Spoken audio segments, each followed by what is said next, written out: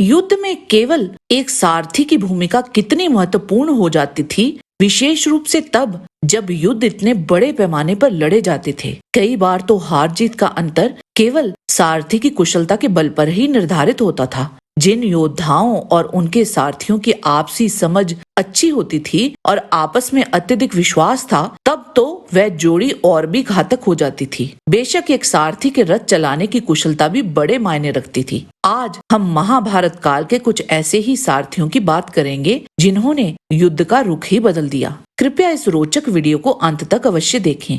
ओम Ganpati channel में आपका स्वागत है। अगर आपको हमारे वीडियो पसंद आते हैं तो कृपया चैनल को सब्सक्राइब और वीडियो को लाइक अवश्य करें। इससे हमें और भी अच्छा कार्य करने की प्रेरणा मिलती है।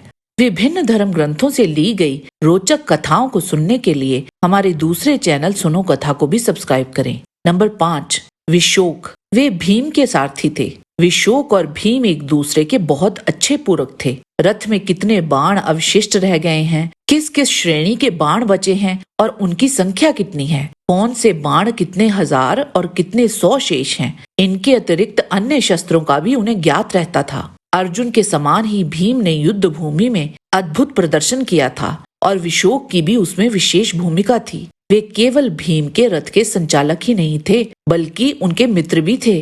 भीम हर एक प्रकार की भावना विशोक के समक्ष व्यक्त करते थे। उन दोनों का यही गठजोड़ उन्हें सफल बनाता था।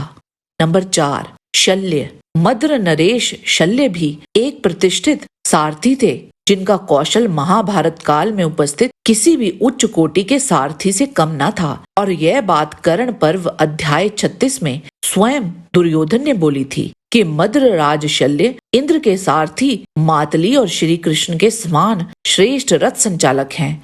कुरुक्षेत्र युद्ध के 17वें दिन दुर्योधन और कर्ण ने शल्य को कर्ण का सारथी बनने का निवेदन किया था, क्योंकि उन्हें लगता था कि कौरव पक्ष में केवल एक वे ही हैं जो श्री कृष्ण के समान रथ हाँक सकते हैं। युद्ध में एक समय जब कर्ण अर्जुन पर सर्प मुख बाण लेकर निशाना साध रहे थे, तो उस समय शल्य ने कर्ण को सलाह दी थी कि अपना निशाना ठीक कर लें, क्योंकि तुम चूक जाओगे।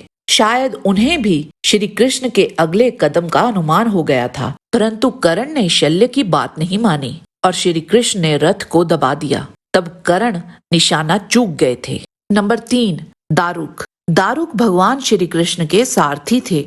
महाभारत काल में श्रेष्ठतम सारथियों में से एक थे।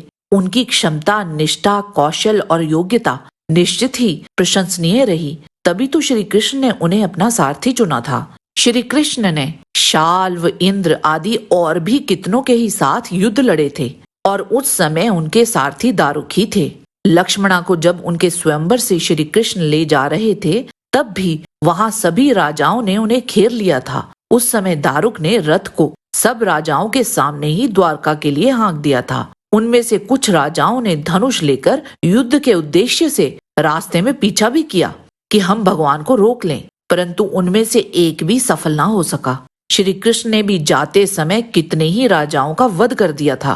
कुरुक्षेत्र के युद्ध में भी जब एक समय सात्यकी का रथ नष्ट हो गया था, तो श्री कृष्ण के कहने पर दारुक सात्यकी के सारथी बने थे और तब सात्यकी ने अपने शत्रुओं पर विजय पाई थी। नंबर 2, मातली। वे देवराज इंद्र के सारथी थे और वे रामायण काल में श्री राम और महाभारत काल में अर्जुन के भी सारथी बने थे। अर्जुन ने जब अकेले ही निवात कवच तथा काल के दैत्यों से प्रलंकारी युद्ध किया था, उस समय उनके सारथी मातली ने महत्वपूर्ण भूमिका निभाई थी। युद्ध में मातली न केवल रथ हाँकने में निपुण थे, बल्कि युद्ध की परिस्थितियों को भांपने में भी सामर्थ थे। वे मातली ही थे जिन्होंने श्री राम को रावण का अंत करने के लिए ब्रह्मा जी के विशेष बाण का स्मरण कराया था और अर्जुन को भी निवात कवच दैत्यों पर वज्रास्त्र चलाने का सुझाव दिया था। जब निवात कवच दैत्यों ने मायावी शक्तियों का उपयोग किया था, उस समय मातली रथ से गिर पड़े थे। फिर भी वे बिना हिम्मत हारे पुनः अर्जुन का समर्थन करने के लिए डट गए थे। निवात कवच और कालकेय दैत्यों पर विजय पाने में मातली की भी विशेष भूमिका थी। नंबर 1, श्री कृष्ण। ये अर्जुन का सौभाग्य था कि उन्हें नारायण अवतार श्री कृष्ण जैसा सारथी प्राप्त हुआ, और वो भी तब जब वे अपने जीवन का सबसे महत्वपूर्ण युद्ध लड़ने वाले थे, वे न केवल अर्जुन के सारथी थे बल्कि एक मित्र और मार्गदर्शक भी थे। उनके बीच का बंधन और विश्वास असाधारण था। श्री कृष्ण के दैवीय भाग को छोड़ भी दें तब भी वह गजब का रथ हाँकते थे। द्रोण पर्व अध्याय 94 के अनुसार गुरु द्रोणाचार्य दुर्योधन से कहते हैं कि श्री कृष्ण यहाँ उपस्थित सभी सारथियों में से श्रेष्ठ सारथी हैं तथा उनके उत्तम घोड़े भी तेज चलने वाले हैं। इसीलिए थोड़ा सा भी अवकाश बनाकर अर्जुन तत्काल सेना में घुस जाते हैं। क्या तुम देखते नहीं हो कि मेरे चलाए गए बाण समूह शीघ्रगामी अर्जुन के रथ के एक कोस पीछे पड़े हैं। इतनी शीघ्रता पूर्वक रथ तो मैं भी कभी नहीं चला सकता। श्री कृष्ण रथ को बहुत ही संकरे मार्ग में भी बड़ी तेजी से चला सकते थे। यही कारण था कि 14वें दिन अर्जुन 3 व्यूह तोड़कर अपने लक्ष्य तक पहुंचने में सफल हुए थे। श्री कृष्ण ने सतर्कता से बाण में छुपे अश्वसेन नाग से अर्जुन की रक्षा की थी। वैष्णवास्त्र को अपने ऊपर लिया था ताकि 2 दिव्यास्त्रों के टकराने से प्रलय न आ जाए।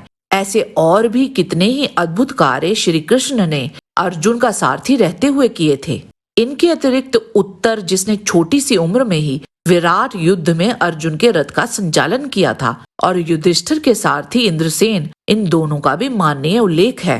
आज के वीडियो में बस इतना ही। आशा करते हैं कि आपको हमारा आज का वीडियो पसंद आया होगा। कृपया इसे लाइक और शेयर अवश्य करें। किसी भी प्रकार की त्रुटि के लिए आप सबसे क्षमा याचना करते हुए आपसे निवेदन है कि प्रेम पूर्वक परमपिता परमात्मा को मन में धारण करें और बोलें, वैदिक सनातन धर्म की सदा ही जय।